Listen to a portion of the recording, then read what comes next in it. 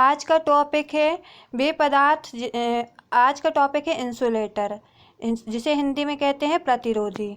वे पदार्थ जिनमें ऊष्मा तथा विद्युत का प्रवाह नहीं होता है विद्युतरोधी पदार्थ कहलाते हैं। इसमें चालन बैंड और संयोजी बैंड की दूरी बहुत अधिक होती है, जिसके कारण इलेक्ट्रॉन संयोजी बैंड से चालन बैंड तक नहीं जा पाते हैं और इसमें विद्युत का प्रवाह नहीं होता है।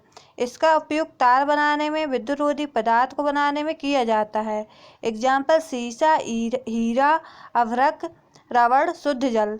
मतलब कि इसमें जो डायग्राम में दिख रहा है, जो संयोजी बैंड मतलब कि जो भी कोई भी प्रतिरोधी होगा इंसुलेटर, जैसे शीशा, हीरा, तो उनका एक कुछ स्ट्रक्चर होता है। तो स्ट्रक्चर में नीचे क्या रहेगा, संयोजी बैंड, और ऊपर रहेगा चालन बैंड। संयोजी बैंड में क्या रहते हैं, इलेक्ट्रॉन उपस्थित रहते हैं। तो क्या होते हैं कि जब इंसुलेटर की कंडीशन आती है तो जो संयोजी बैंड में जो इलेक्ट्रॉन होते हैं वो चालन बैंड की ओर नहीं पहुंच पाते, और जिससे क्या होता है, विद्युत धारा प्रवाह नहीं होता है।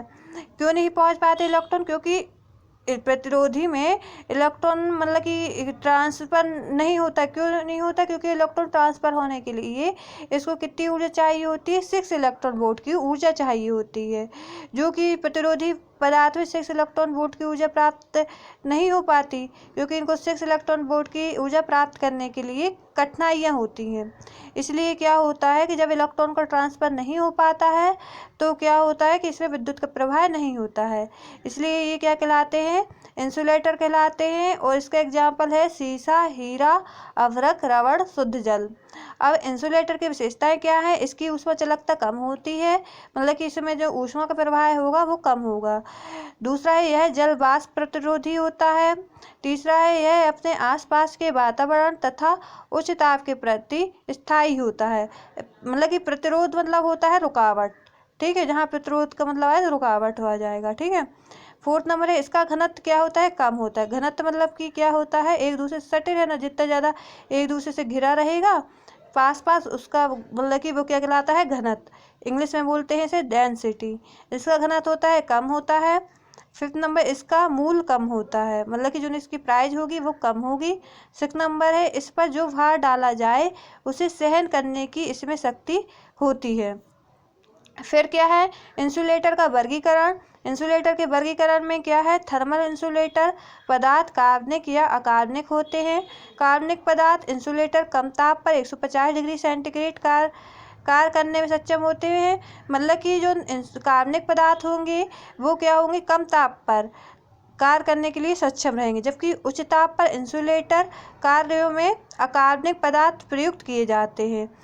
मतलब कि जो अकार्बनिक पदार्थ होंगे वो उच्च ताप पर कार्य करेंगे। जैसे ए नंबर पे कार्बनिक इंसुलेटर है, इसमें है यह प्रकृति में पाए जाने वाले पदार्थ हैं जिनका घनत्व क्या होता है, कम होता है। जैसे ऊन, कपास ऊन, पशुओं के बाल, लकड़ी की लुगदी, सिल्क, कागज, चमड़ा। जो प्रकृति में पाएंगे वो क्या कहलाएंगे, कार्बनिक इंसुलेटर होंगे।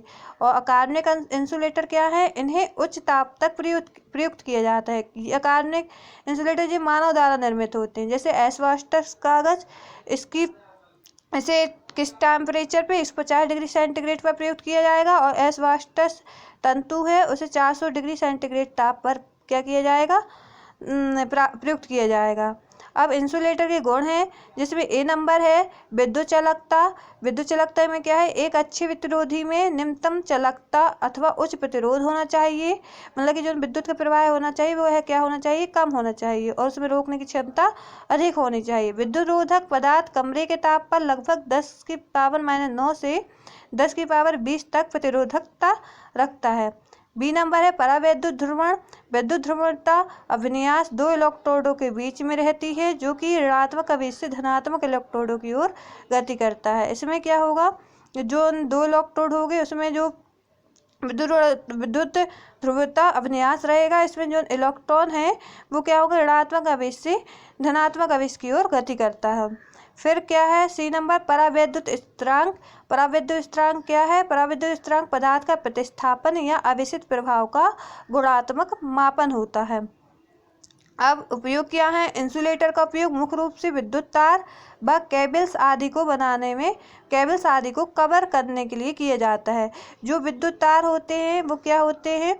वो ताबे आबे के बने रहते हैं, तो इसको ऊपर से कोई रबड़ की इससे कवर करते हैं ना, जो वायर होते हैं, तो ऊपर जो इनके जो लोहे के तार नीचे लगे रहते हैं और ताबे के, तो इनको कवर करने के लिए ऊपर से प्लास्टिक का कवर लगा होता है, तो इंसुलेटर होता है वो। तो इंसुलेटर का उपयोग मुख्य रूप से विद्युत तार व केबल्स जो लीड लगी होती हैं, जैसे टीवी में सेटअप बॉक्स रहता है, और या वीडियो गेम लगाने के लिए, या फिर कोई डीवीडी, कोई भी चीज़ लगाने के लिए केबल्स होती है, उसको कवर करने के लिए, आदि को कवर करने के लिए इंसुलेटर का उपयोग किया जाता है। ये आपका इंसुलेटर कंप्लीट हो गया।